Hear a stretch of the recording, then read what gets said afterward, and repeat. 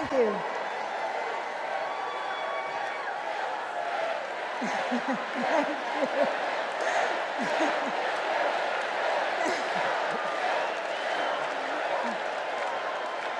Thank you. Thank you so much. Love you too. Joe and I have been together for almost 50 years. And still, there are moments when I fall in love with him all over again. Like when I handed him our baby Ashley for the first time and saw the smile that lit up his face. Or on nights after an exhausting day working in the Senate, when he would read one more bedtime story just because the kids asked. When he stops on a rope line because he sees someone grieving who needs to know that everything is going to be all right one day. Or to encourage that child with a stutter to find the confidence she needs. Those moments when I'm reminded of all he's accomplished in the name of something bigger than himself. Receiving the Medal of Freedom with humility.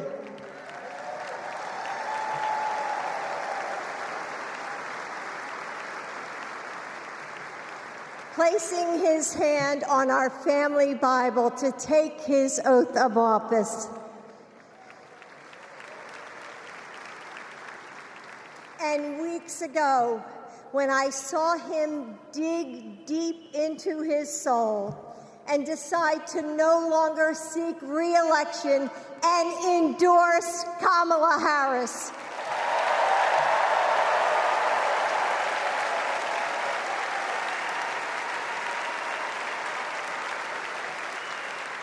With faith and conviction, Joe knows that our nation's strength doesn't come from intimidation or cruelty.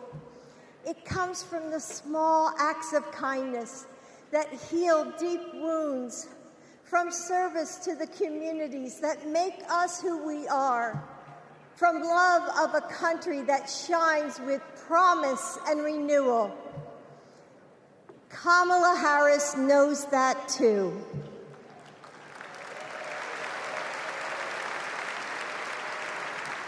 Our son, Beau, first worked with Kamala when he was Attorney General of Delaware.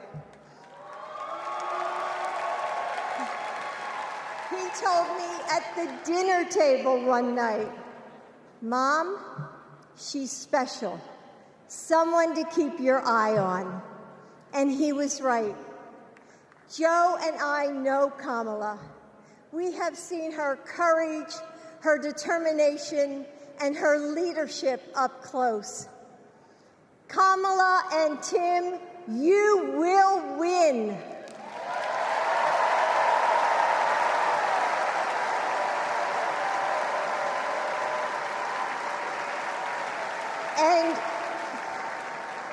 And you are inspiring a new generation. We are all a part of something bigger than ourselves, and we are stronger than we know. The future of our country is in the hands of those in this room and all of you watching at home. It's going to take all of us, and we can't afford to lose. With faith in each other, hope for a brighter future, and love for our country, we will fight and we will win together. Thank you. Thank you.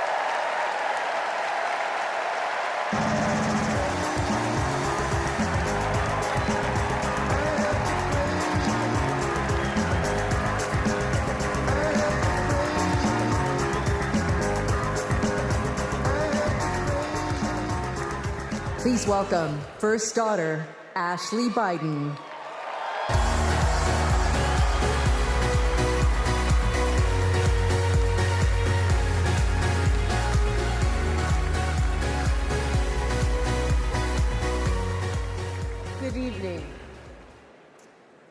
I have this memory. It's the eve of my 8th birthday. Dad is still in D.C., tending to urgent matters in the Senate. That night, as a surprise, Mom told me, Bo, and Hunter to get in the car. I remember pulling up to the Wilmington Amtrak station, riding up the escalator to the platform. The train stops, doors open, and Dad steps out. As soon as I saw him, I run down that platform and jump into his arms. Like magic, Mom brought out a cake, they sang happy birthday, and I blew out the candles. Dad hugged me, and he said that he had to get back to work. He crossed to the southbound train, and off he went to D.C. That was a snapshot of one moment, of one day, on this extraordinary journey of being Joe Biden's daughter.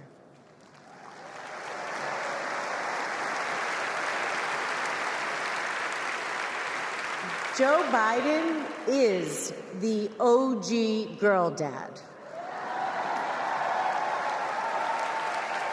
He told me I could be anything and I could do anything. As a child, I would sit on the leather chair in his office doing my homework, and he would sit next to me doing his work, drafting the Violence Against Women Act.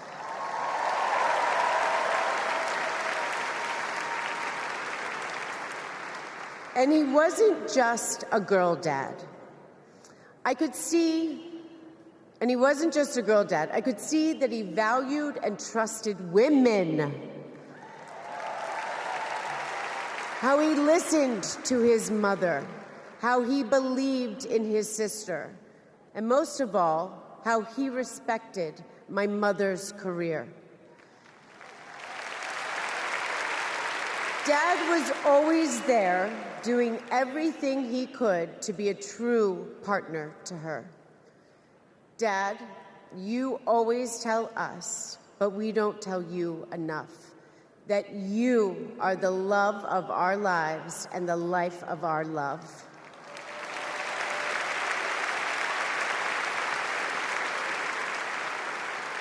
I had my wedding reception in my parents' backyard. At the time, my dad was vice president.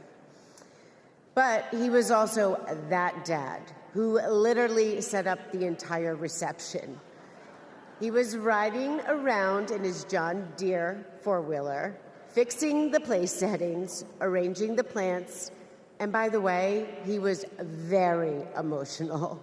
I thought that I would be a mess, but he was the one crying, and I was the one who had to comfort him. Before he walked me down the aisle, he turned to me and said that he would always be my best friend. All these years later, Dad, you are still my best friend. His example in service inspired my career. I'm a social worker in Philadelphia.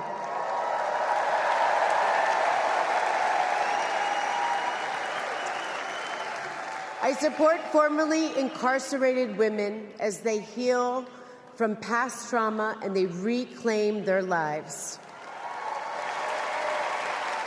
Dad always told me that I was no better than anybody else and nobody was better than me. He taught me that everyone deserves a fair shot and that we shouldn't leave anyone behind. That's what you learn from a fighter who has been underestimated his entire life. When I look at Dad, I see grace, strength, and humility. I see one of the most consequential leaders ever in history.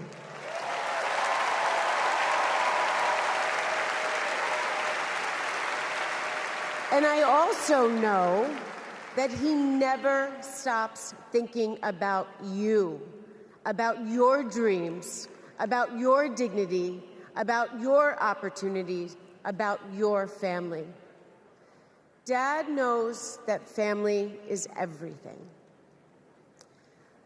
When Hunter and I lost our brother Bo to cancer in 2015, the grief and the pain felt like it might never end. Dad had the capacity to step out of his own pain and absorb ours. And I know that Bo is here with us tonight, as he is always with us.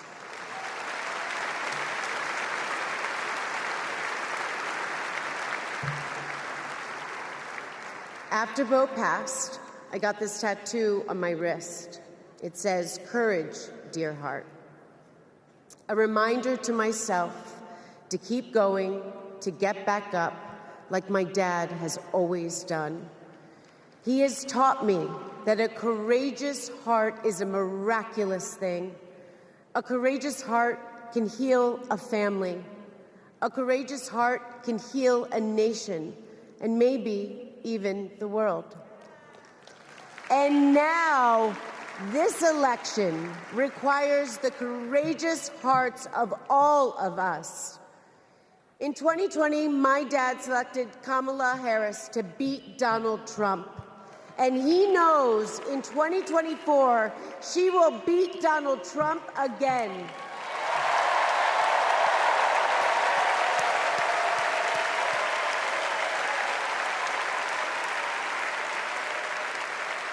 So tonight, I am asking you, if you stood with us in 2020, call upon your courageous heart. Stand with us today. Work harder than you have ever worked before in your life. This is the fight of our lifetime. Our freedom, our democracy, our reproductive rights. All of this, all of it is on the ballot. And I know together we can do this because my dad helped show us the way. And now I would like to introduce my father, your 46th President of the United States, Joe Biden.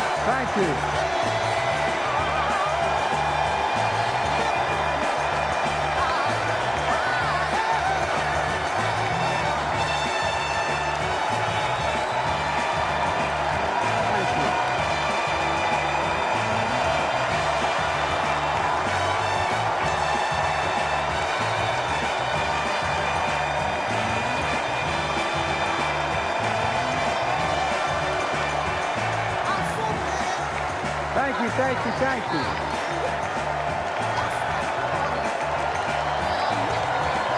Thank you.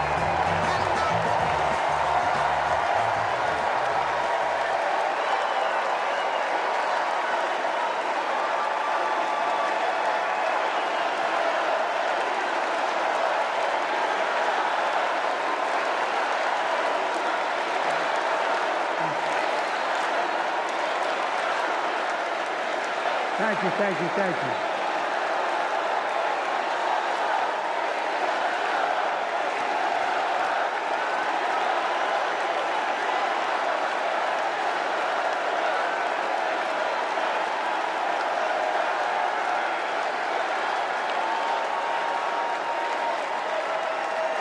thank you, thank you.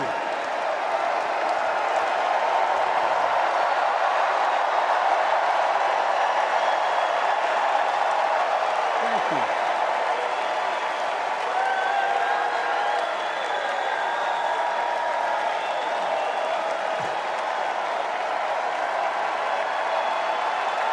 Thank you.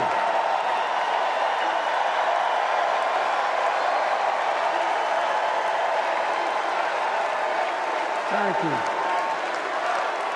I love you. Thank you.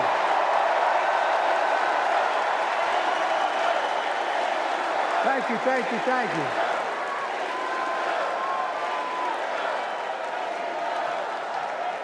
That was my daughter.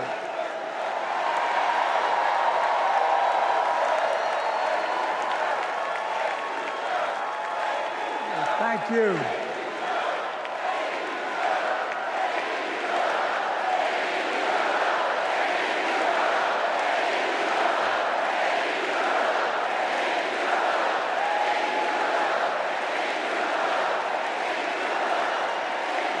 Thank you, thank you, thank you.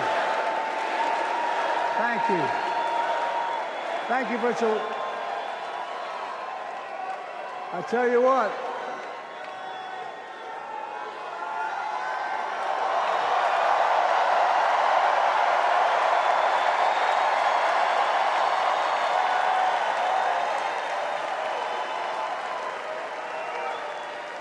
To my dearest daughter, Ashley, God love you, you're incredible. Thanks for the introduction and for being my courageous heart, along with Hunter and our entire family, and especially our rock, Jill.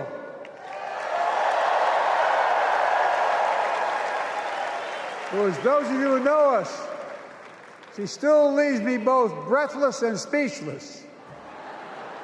Everybody knows her. I love her more than she loves me. She walks down the stairs and I still get that going boom, boom, boom. Y'all will know me. No, I'm not kidding. Let's give a special round of applause to our First Lady, Jill Biden.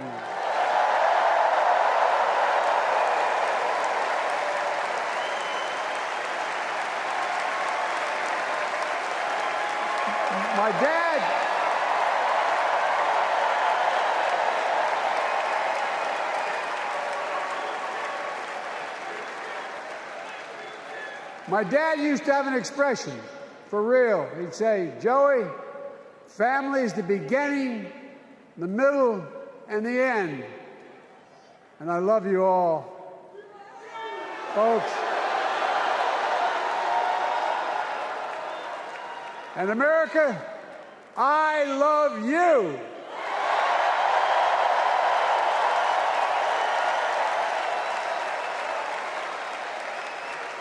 Folks, let me ask you.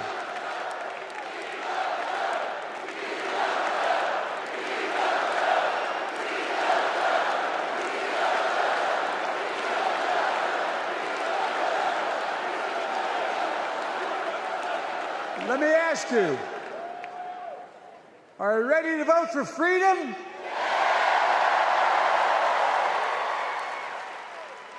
Are you ready to vote for democracy and for America? Let me ask you, are you ready to elect Kamala Harris and Tim Walz, President and Vice President of the United States?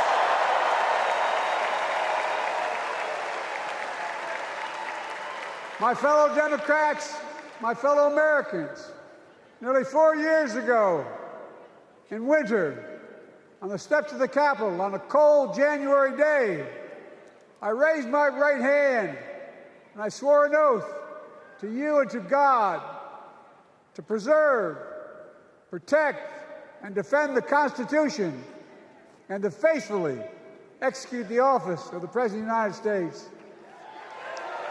In front of me was the city surrounded by the National Guard. Behind me, a Capitol just 2 weeks before had been overrun by a violent mob. But I knew then from the bottom of my heart that I knew now there is no place in America for political violence. None.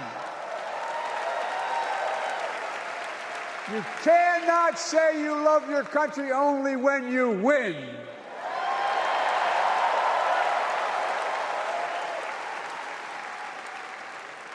In that moment, I wasn't looking to the past. I was looking to the future. I spoke of the work at hand, the moment we had to meet. It was, as I told you then, a winter of peril and possibility. Of peril and possibility.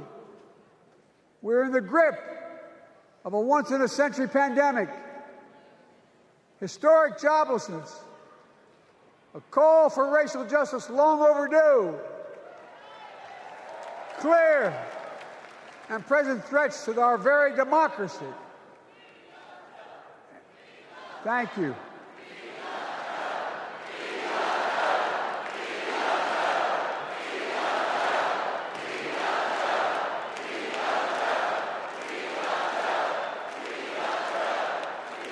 And yet I believed then, and I believe now, that progress was and is possible. Justice is achievable, and our best days are not behind us, they're before us.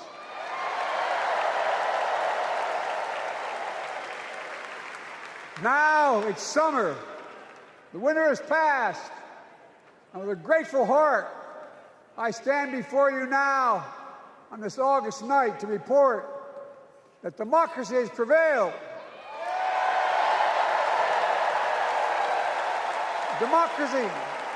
Democracy has delivered. And now democracy must be preserved.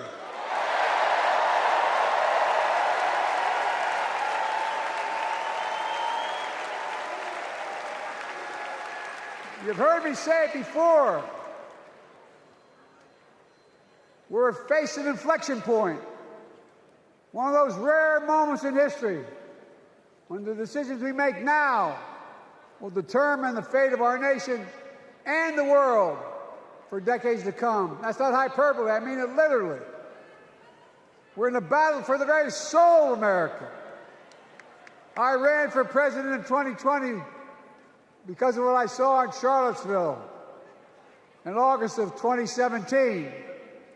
Extremists coming out of the woods, carrying torches, their veins bulging from their necks, carrying Nazi swastikas, and chanting the same exact anti-Semitic bile that was heard in Germany in the early 30s.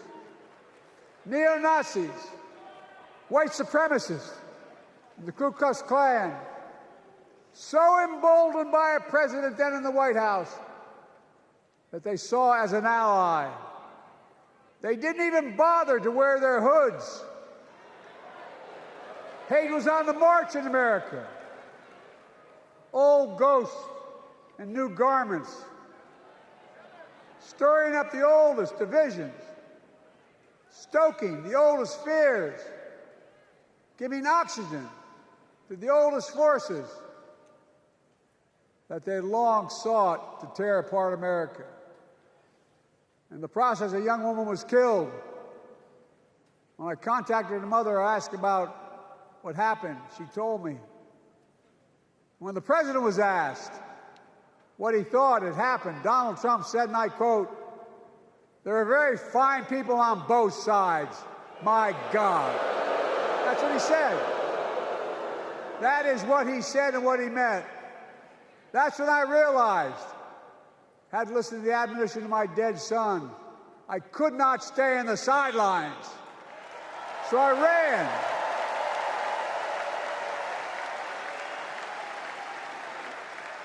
Because I had no intention of running again.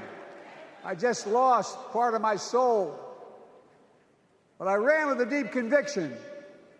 In America, I know and believe in an America where honesty, dignity, decency still matter. An America where everyone has a fair shot and hate has no safe harbor.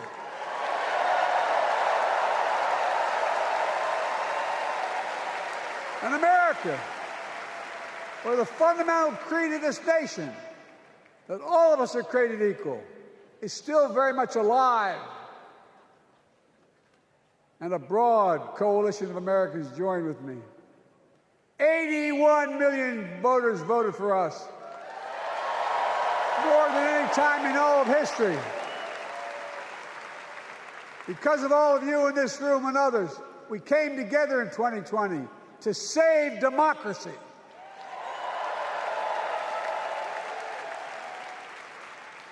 As your president, I've been determined to keep America moving forward, not going back, to stand against hate and violence in all its forms, to be a nation where we not only live with but thrive on diversity, demonizing no one, leaving no one behind, and becoming the nation that we profess to be. I also ran to rebuild the backbone of America, the middle class.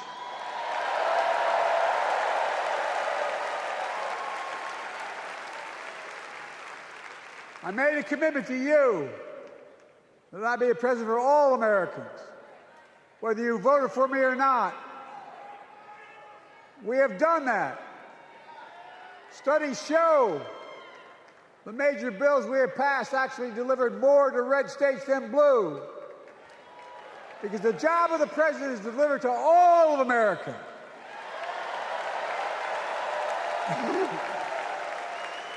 Because of you, and I'm not exaggerating, because of you, we've had one of the most extraordinary 4 years of progress ever, period. When I say we, I mean Kamala and me. Just think about it. COVID no longer controls our lives. We've gone from economic crisis to the strongest economy in the entire world. Record 16 million new jobs. Record small business growth. Record high stock market. Record high 401ks. Wages up, and inflation down, way down, and continuing to go down.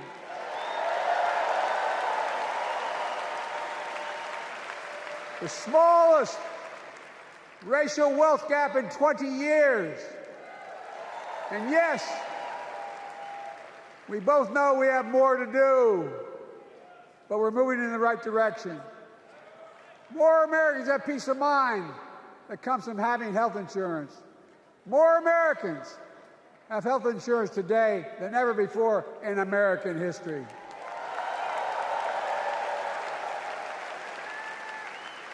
And after, as a young senator beginning to fight for 50 years to give Medicare the power to negotiate low prescription drug prices, we finally beat Big Pharma.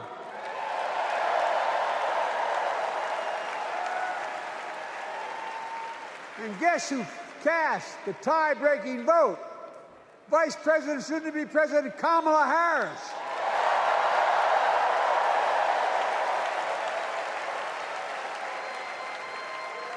And now it's the law of the land. Instead of paying $400 a month for insulin, seniors with diabetes will pay $35 a month. The law we passed already includes, starting in January, every senior's total prescription cost can be capped at $2,000 no matter how expensive the drugs they have. And what we don't focus on, and our Republican friends don't seem to understand, our reforms don't just save seniors money, they save the American taxpayers money. You know what we just passed saved? It saved $160 billion over the next decade. That's not hyperbole. It's because Medicare no longer has to pay those exorbitant prices to the Big Pharma. But look, thank you, Kamala, too. Look, folks, how can we have the strongest economy in the world without the best infrastructure in the world? Donald Trump promised Infrastructure Week every week for 4 years, and he never built a damn thing.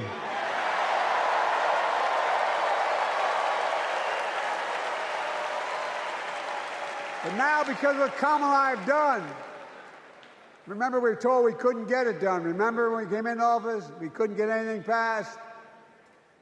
But right now, we're giving America an infrastructure decade, not week. We're modernizing our roads, our bridges, our ports, our airports, our trains, our buses. We're removing every lead pipe from schools and homes so every child can drink clean water. We're providing affordable high-speed internet for every American, no matter where they live, not unlike what Roosevelt did with electricity. And so much more. We are uniting the country.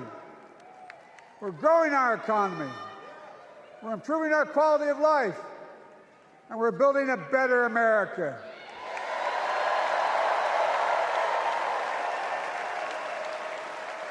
Because that's who we are. How can we be the strongest nation in the world without leading the world in science and technology? After years of importing 90% of our semiconductor chips from abroad, which America invented those chips. Our Chips and Science Act meant that private companies from around the world are now investing literally tens of billions of dollars to build new chip factories right here in America.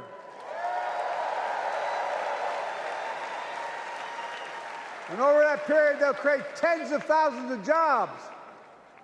And many of those jobs in the so-called fabs, the buildings that make the chips, that's being constructed now. And guess what? The average salary in those fabs, size of a football field, will be over $100,000 a year, and you don't need a college degree.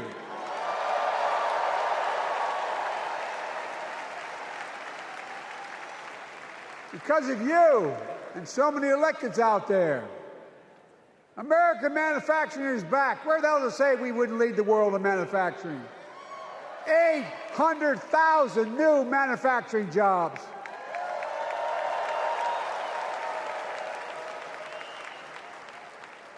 Our Republican friends and others made sure they'd go abroad to get the cheapest labor. We used to import products and export jobs. Now we export American products and create American jobs right here in America, where jobs belong. With every new job, with every new factory, pride and hope is being brought back to communities throughout the country that were left behind. You know you're from them, many of you. You know what it's like when that factory closed, where your mother, your father, your grandmother, grandfather worked. And now you're back, providing once again, proving that Wall Street didn't build America, the middle class built America, and unions built the middle class.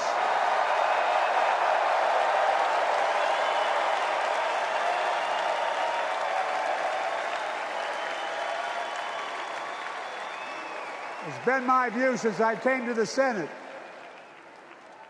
And that's why I'm proud to have been the first president to walk a picket line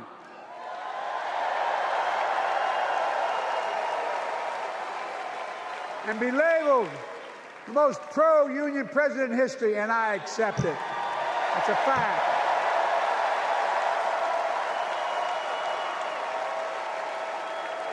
Because when unions do well, we all do well.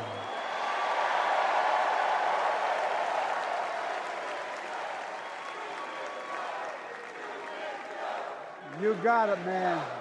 You got it.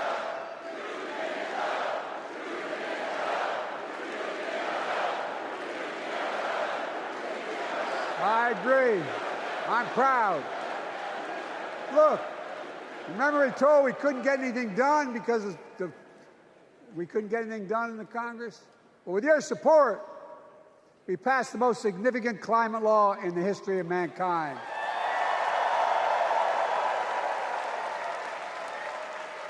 Over $370 billion.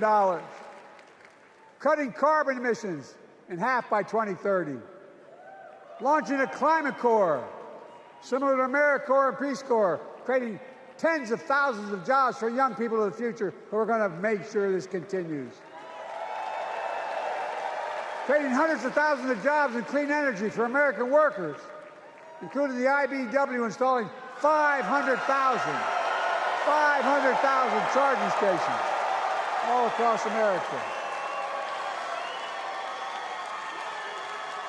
And in the process, reducing carbon emissions. And we're seeing it. We're seeing to it that the first beneficiaries of environmental initiatives are those fence-lined communities that have been smothered by the legacy of pollution. Louisiana and Delaware, Route 9, all the factories, all those chemical factories are right next to the poorest neighborhoods. They're the ones we're going to bring back.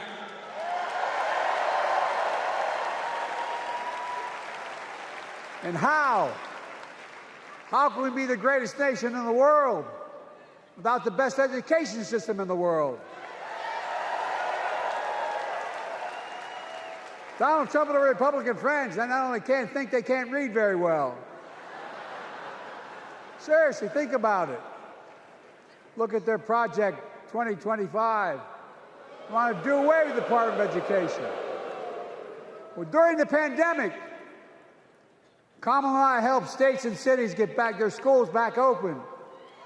And we gave public school teachers a raise.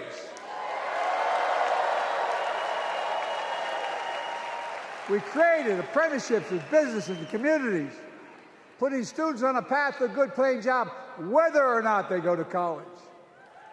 And by the way, we're making college a hell of a lot more affordable. Increasing Pell Grants by $900. Over $15 billion to HBCUs. Minority service education, including Hispanic institutions and tribal colleges. We kept our commitment to provide more student relief than ever by lifting the burden of helping millions of families so they could get married, start a family, buy a home, and begin to build family wealth and contribute to the community and grow our economy. It's not costing us, it's creating more wealth.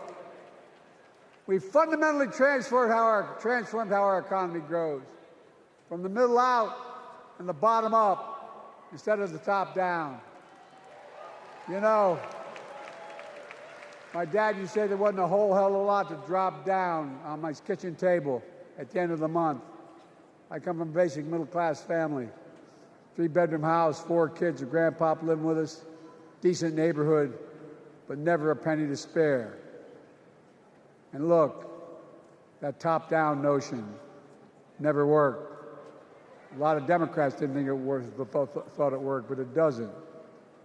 And when we did all that, what we've done, everybody can do well. Everybody.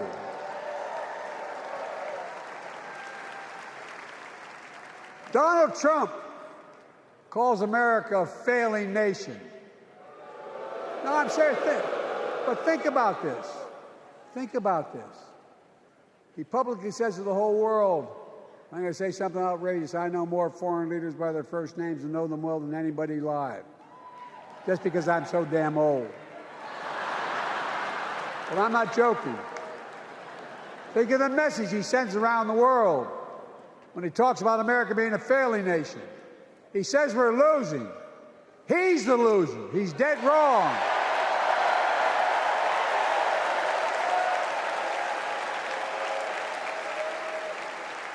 Many of you are very successful people who travel the world. Name me a country in the world that doesn't think we're the leading nation in the world.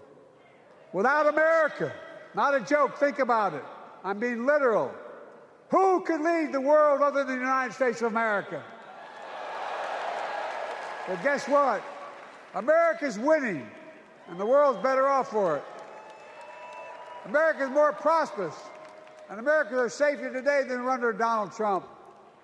Trump continues to lie about crime in America, like everything else. Guess what?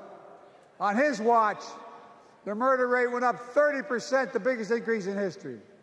Meanwhile, we made the largest investment, Kamala and I, in public safety ever. Now, the murder rate is falling faster than any time in history. Violent crime has dropped to the lowest level in more than 50 years.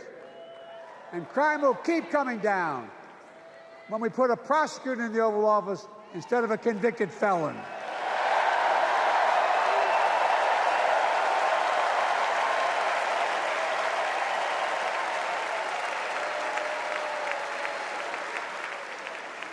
And folks, the distinguished senator from the Senator from California and I passed the first ban on assault weapons. And guess what? It worked. If we care about public safety, we need to prevent gun violence. And it makes me ashamed when I travel the world, which I do. More children in America are killed by a gunshot than any other cause in the United States. More die from a bullet than cancer, accidents, or anything else in the United States of America. My God. That's why Kamala and I are proud. We beat the NRA when we passed the first major bipartisan gun safety law in 30 years.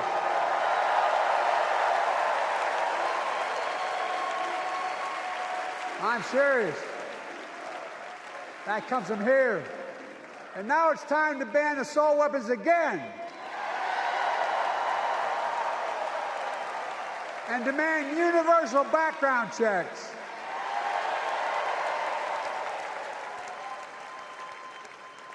It's hard. I never thought I'd stand before a crowd of Democrats and refer to a president as a liar so many times. No, I'm not trying to be funny. It's sad. Trump continues to lie about the border. Here's what he won't tell you. Trump killed the strongest bipartisan border deal in the history of the United States that we negotiated with the Senate Republicans. It took 4 weeks. Once it passed, and never acknowledged the most expansive border change in American history, he called senators to say, don't support the bipartisan bill, because he said it would help me politically and hurt him politically. My God. No, I'm serious. Think about it. Not a joke. Ask even the press who doesn't like me. They'll tell you that's true. Typically, Trump, once again, putting himself first and America last. Then I had to take executive action. The result of the executive action I took, border encounters have dropped over 50%. In fact, there are fewer border crossings today than when Donald Trump left office. And unlike Trump, we will not demonize immigrants, saying they're the poison of blood of America, poison the blood of our country. Kamala and I are committed to strengthening legal immigration, including protecting dreamers and more.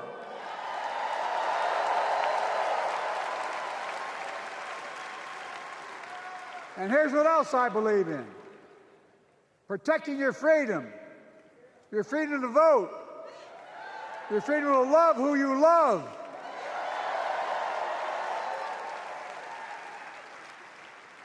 And your freedom to choose.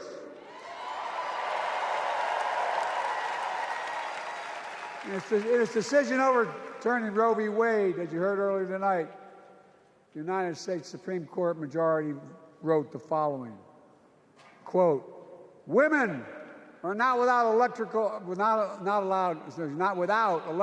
electoral or political power. No kidding. MAGA Republicans found out the power of women in 2022. And Donald Trump is going to find out the power of women in 2024. Watch.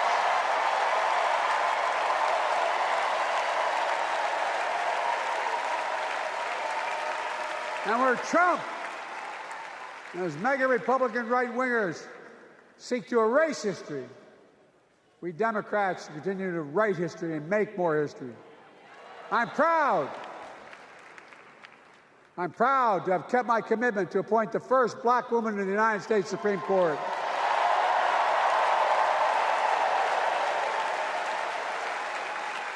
Ketanji Brown Jackson, a symbol for every young woman in America that you can do anything. I'm proud that I've kept my commitment to having an administration that looks like America and that taps in to the full talent of our nation. The most diverse cabinet in history, including the first black woman in South Asian descent to serve as vice president. And will soon serve as the 47th president of the United States.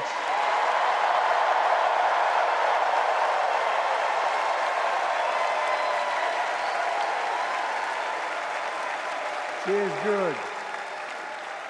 Look. Thank you, Kamala.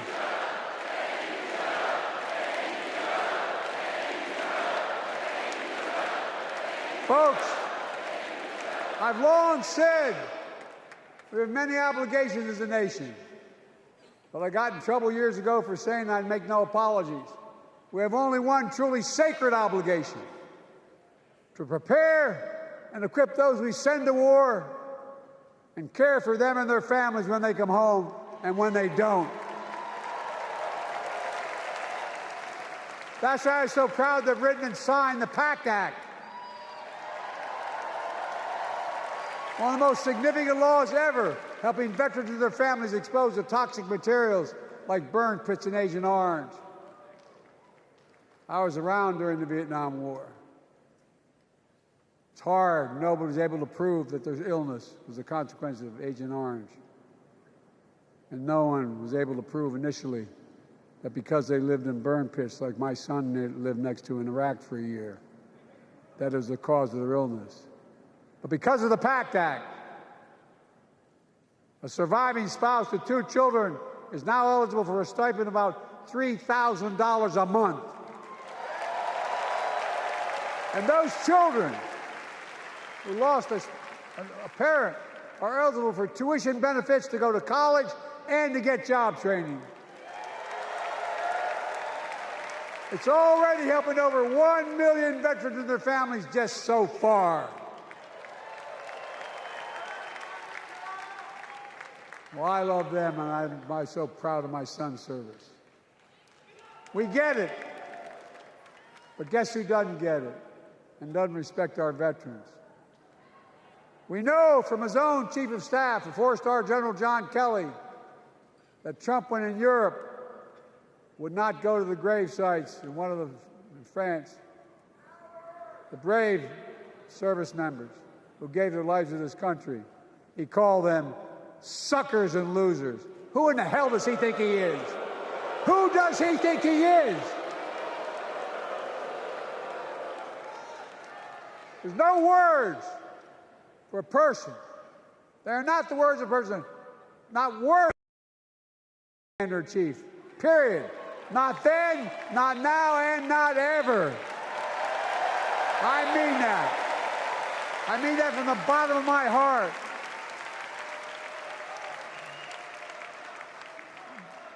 Just as no commander-in-chief should ever bow down to a dictator, the way Trump bows down to Putin. I never have, and I promise you, Kamala Harris will never do it. Will never bow down. When Trump left office, Europe and NATO was in tatters. Not a joke. America First doctrine changed our whole image in the world. Well, they gave the hours, about 190 hours, sum total, meeting with my counterparts or heads of state in Europe to strengthen NATO. We did. We united Europe like it hadn't been united for years, adding Finland and Sweden to NATO. 10 days before he died, Henry Kissinger called and said, not since Napoleon has Europe not looked over their shoulder at Russia with dread, until now. Until now. Well, guess what? Putin thought he'd take Kyiv in 3 days. 3 years later, Ukraine is still free.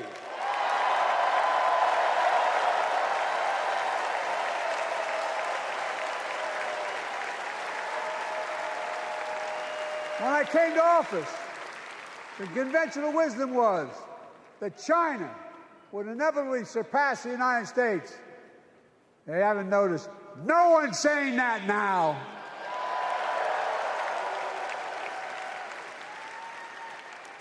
And we'll keep working to bring hostages home and end the war in Gaza and bring peace and security to the Middle East.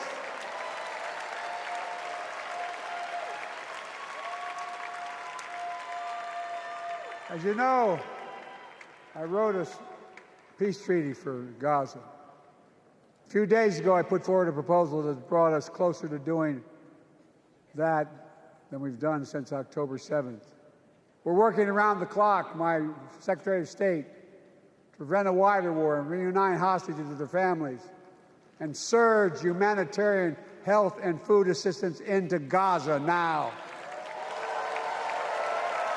To end the civilian suffering of the Palestinian people, and finally deliver a ceasefire and end this war.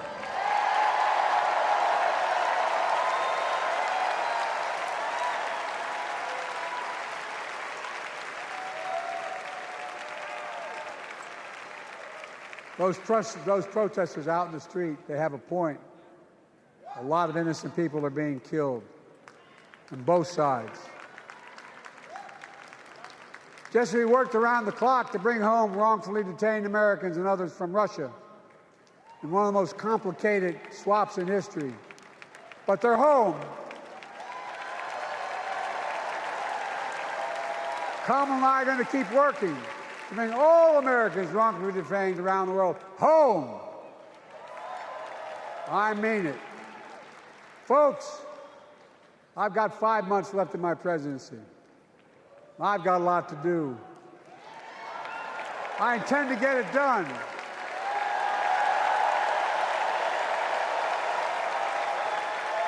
It's been the honor of my lifetime to serve as your president. I love the job, but I love my country more. I love my country more. And all this talk about how I'm angry at all those people who said I should step down, that's not true.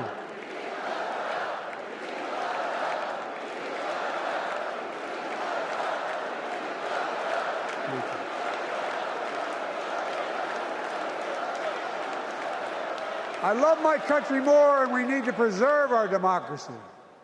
In 2024, we need you to vote. We need you to keep the Senate. We need you to win back the House of Representatives. And above all, we need you to beat Donald Trump.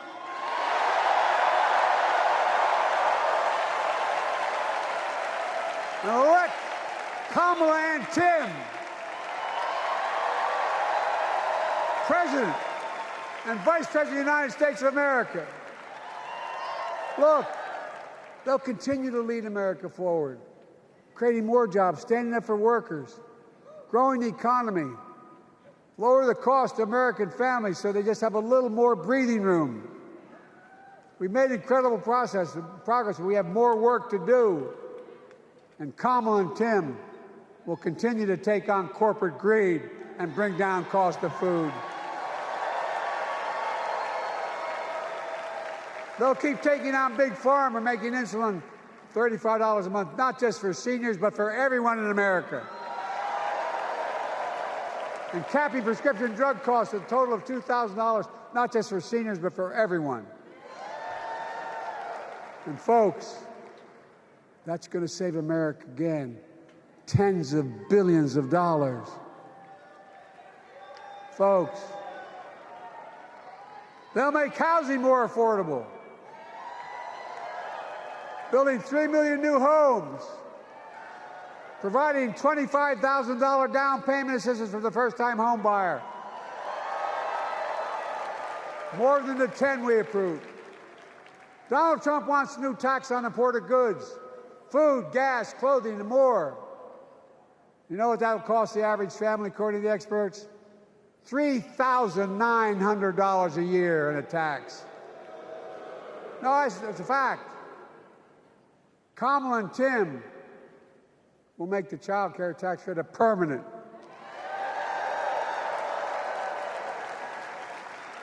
Lifting millions of children out of poverty and helping millions of families get ahead.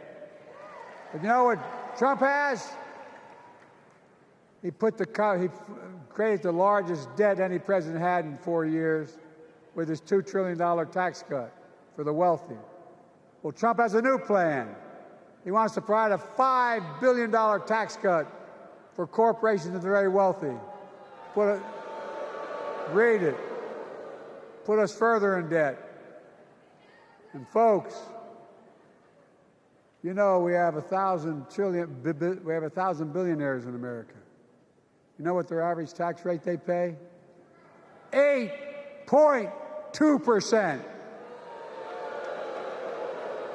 If we just increase their taxes, we proposed to 25%, which isn't the highest tax rate even, it would raise $500 billion new dollars over 10 years. They'd still be very wealthy. Look, Kamala and Tim are going to make them pay their fair share. They'll protect Social Security and Medicare. Trump wants to cut Social Security and Medicare. Kamala and Tim will protect your freedom. They'll protect your your right to vote. They'll protect your civil rights. And you know Trump will do everything to ban abortion nationwide. Oh, he will. You know, Kamala and Tim will do everything they possibly can. That's why you have to elect a Senate and a House to restore Roe v. Wade.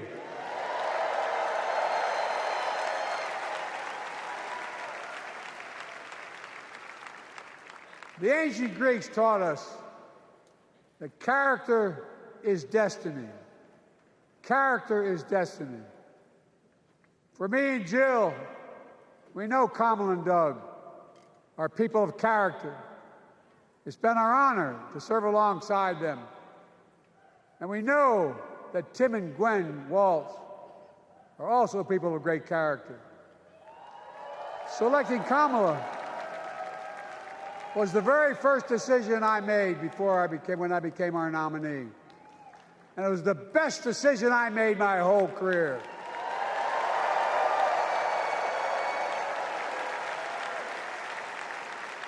We've not only gotten to know each other, we've become close friends. She's tough, she's experienced, and she has enormous integrity, enormous integrity. Her story represents the best American story.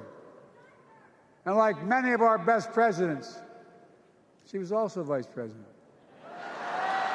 That's a joke.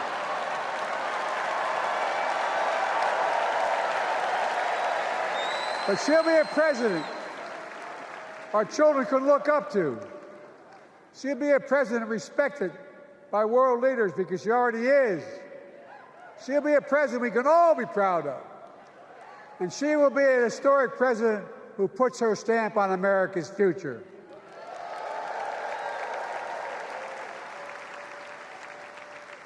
This will be the first presidential election since January 6th. On that day, we almost lost everything about who we are as a country. And that threat, this is not hyperbole, that threat is still very much alive. Donald Trump says he will refuse to accept the election result if he loses again. Think about that. He means it. Think about that. He's promising a bloodbath if he loses, in his words. And that he'll be a dictator on day one, in his own words. By the way, this sucker means it. No, I'm not joking. Think about it. Anybody else said that in the past, you'd think he was crazy. He is crazy, but you'd think it was an exaggeration, but he means it. We can't let that happen. Folks, all of us carry a special obligation. Independents, Republicans, Democrats. We saved democracy in 2020, and now we must save it again in 2024.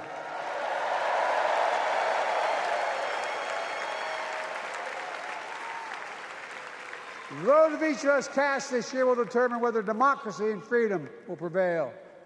It's that simple. It's that serious. And the power is literally in your hands. History is in your hands. Not hyperbole. It's in your hands. America's future is in your hands. Let me close with this. Nowhere else in the world could a kid with a stutter and modest beginnings in Scranton, Pennsylvania, and Claymont, Delaware, grow up to sit behind the resolute desk in the Oval Office.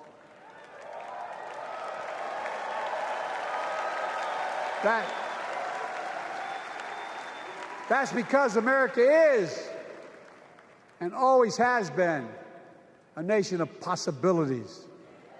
Possibilities. We must never lose that. Never.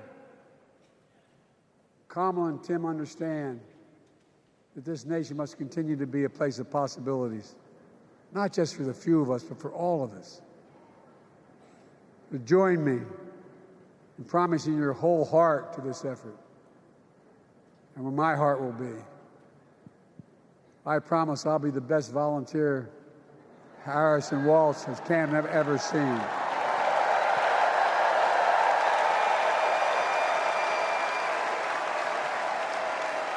Each of us has a part in the American story.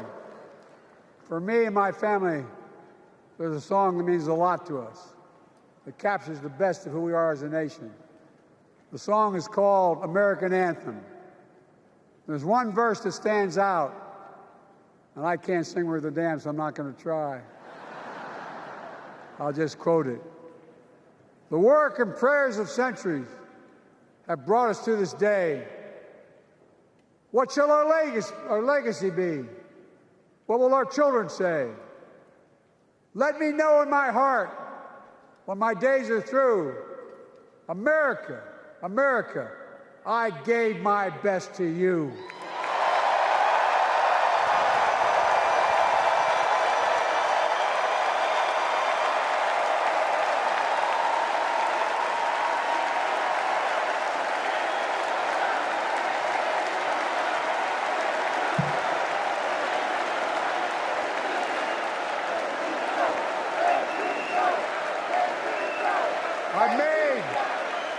I've made a lot of mistakes in my career, but I gave my best to you. For 50 years, like many of you, I've given my heart and soul to our nation. And I've been blessed a million times in return with the support of the American people.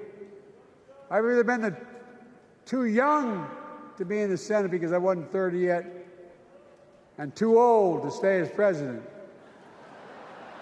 But I hope you know how grateful I am to all of you. I can honestly say, and I mean this from the bottom, give you my word as a Biden, I can honestly say I'm more optimistic about the future than I was when I was elected as a 29-year-old United States Senator. I mean it. Folks, We just have to remember who we are. We're the United States of America.